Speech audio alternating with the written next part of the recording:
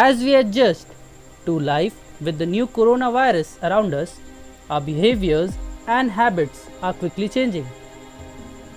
What will be the impact of these changes on the organizations and industries around us?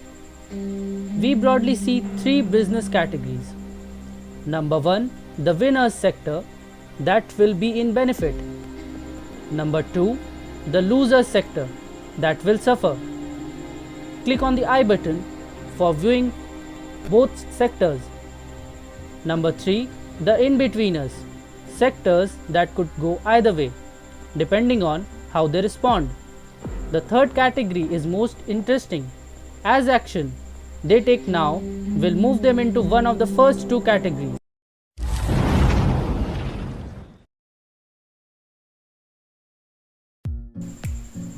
The in-betweeners. These sector will provide struggle if they continue as is. Many companies will fail, through a few will adapt their business to take advantage of new and emerging opportunities. In some cases, this will build a solid foundation for continued success. In number 1, it is banking.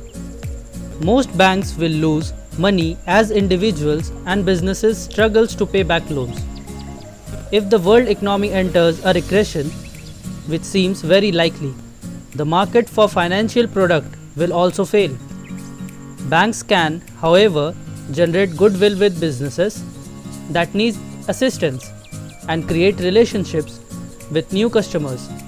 Several UK incumbents, including Barclays, Standard, and RBS, are already offering emergency loans and overdrafts to at-risk business customers. Many customers will need temporary solutions which could yield a spike in demand for small and medium-sized loans. Healthcare in number 2. Some players in the sector emerge with new ideas that could improve healthcare.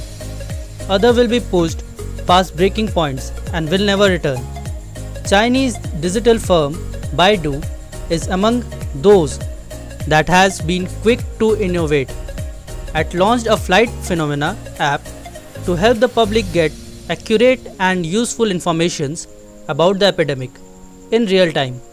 It is also offering its online medical advice platform free to users seeking COVID-19 consultants.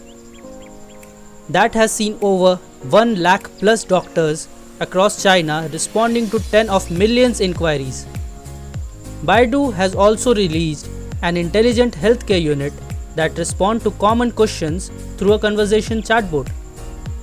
This is so-called call bot, makes automated phone calls to people and asks them about their recent travels, health conditions and contacts. Many manufacturers will struggle as the goods they produce are no longer in demand. But more agile operators will shift to make different products. For example, Chinese car manufacturer BYD has opened up production lines for surgical masks and hand sanitizers. It will one of the 2,500 Chinese companies to respond to a call from President for a people's war against this virus.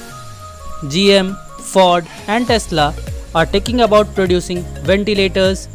The French luxury good companies behind Lotus, Christian Dior and Givenchy is also shifting to produce hand sanitizers and aims to make 20 tons with the first week of production. LVMH is giving the product to French authorities to distribute to hospitals at no charge. The last one is education. Most schools, universities and private education providers have closed their doors, but not necessarily their operations. As more and more people are confined to their homes, there is a golden opportunity for education institutions to expand the scale of scope of their operations online. In China, a social video platform valued $28 billion has promoted online education offerings to compensate for schools and universities. The company and other video platforms have partnered with the Ministry of Education to open a national online cloud classrooms to serve students. Zhejiang University is one of the China's leading university officially started online teaching on February 24 in line with the term calendar.